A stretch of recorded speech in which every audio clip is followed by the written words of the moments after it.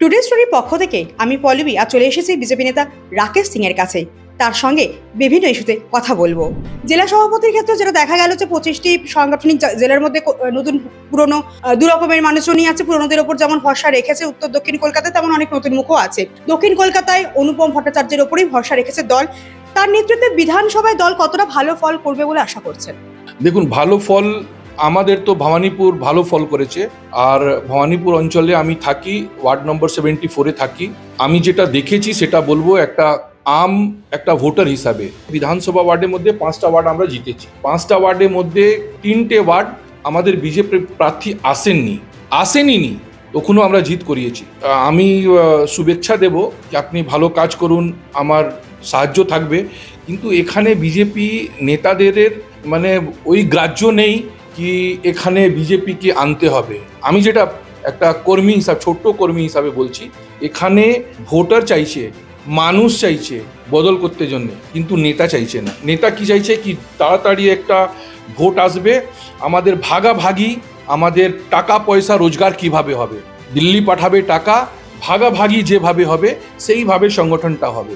এবার দেখুন 2026 সামনে আছে, কিভাবে লড়াই হবে সব।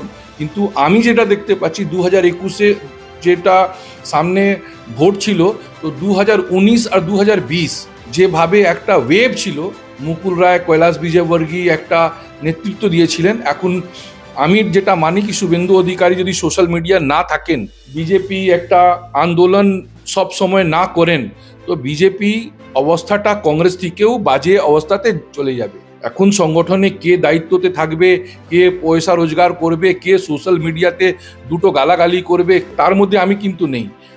আমার নিজের কাজের মধ্যে আছি। আমি মাননীয় প্রধানমন্ত্রী মোদিজিকে দেখে রাজনীতি এখানে বিজেপিটা করছি। যেভাবে আমাদের দেশকে যেভাবে এগিয়ে নিয়ে গেছেন, তো এটা মানে কথা দিয়ে বলা যায় না। মহাকুম্ভ আপনি দেখে নিয়েছেন, 370 দেখে নিয়েছেন, রাম মন্দির দেখে নিয়েছেন, কাশ্মীর দেখে নিয়েছেন। আর আপনি কি দেখতে চান একটা হিন্দু হয়ে? আমি মুসলমানকে গালাগালি করে হিন্দুকে জয় জয়কার করব, সেটা রাজনীতি আমি করিনি। আমি নিজের জায়গাতে কত সেফ আছি, কত রাজনীতি করছি, কত রাজনীতি মানে কি সোশ্যাল কাজ। রাজনীতি মানে সোশ্যাল কাজ, রাজনীতি মানে না কি ধান্দা বিজনেস। এখন কিন্তু রাজনীতি মানে 90% ধান্দা, 90% বিজনেস। কিভাবে আমি টাকা রোজগার করব, দল ভাঁড়ে যাক, কর্মী মারা যাক, কর্মী থানায় কেস খাক, ওর থেকে আমার আসে যায় না। কোন একটা আমি 20 বছর করেছি Congress.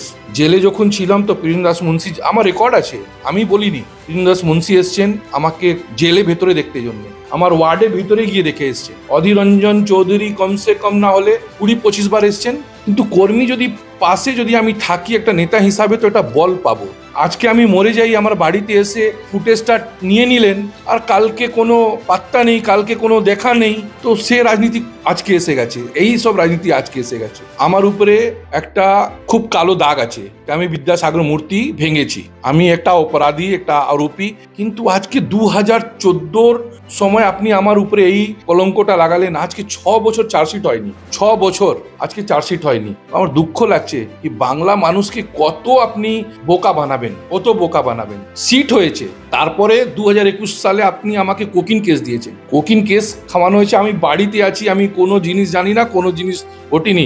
High court order, supreme court order আমি নিয়ে আসলাম। আর মানুষকে কত জবাব দেব কি আমি রাকেশ সিং একটা ক্রিমিনাল, কি রাকেশ সিং একটা পলিটিশিয়ান, কি রাকেশ সিং একটা বিজনেসম্যান, কি রাকেশ সিং একটা সোশ্যাল ওয়ার্কার, বা রাকেশ সিং এর পরিচয়টা আমি কি দেব? কোর্ট তো দিয়ে দিয়েছে, কোর্ট কেউ মানছেন না, কোনো জিনিস আপনি মানছেন না, খালি চাপিয়ে দিচ্ছেন কি রাকেশ সিং একটা বিদ্যাসাগর মূর্তি ভেঙেছে। আরে বিদ্যাসাগর মূর্তি ভেঙেছে তো আপনার পুলিশ তো সিট গঠন করেছে, 3টে IPS অফিসার, অ্যাডিশনাল কমিশনার নিয়ে 9খানা লোককে আপনি সিট গঠন করলেন। এখনো অব্দি আপনি চার্জশিট দিতে পারলেন না। আর সব থেকে বড় কথা কি, যে সময় মূর্তি ভাঙা হলো সে সময় থেকে আমি 24 কিলোমিটার দূর Shivprakashji, BJP top leader, national leader, Kailashji আর মেননজি আমার গাড়িতে, আর আমি ড্রাইভ করছি। তার থেকে সত্যি আর তার থেকে প্রমাণ আমি কি দিব?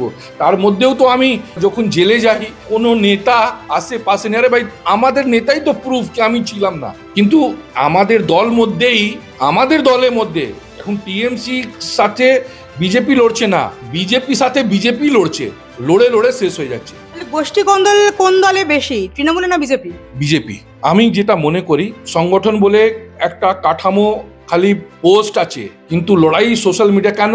আপনি কিছুদিন আগে তো দেখলেন কি হলদিয়ার এমপি নাকি দীপেন্দু অধিকারী এগেনস্টে জগন্নাথ চ্যাটার্জি লিখে দিলেন, উনি মানহানি করে দিলেন। ওদের জন্য ডিসিপ্লিন নেই? কোথায় সমিতি, কোথায় ডিসিপ্লিন, কোথায় ন্যাশনাল লিডার, কোথায় কি আছে? তো আপনার সময় দিশাহীন আর আমাদের সময় আপনি দিশা দেখাবেন, এটা কি?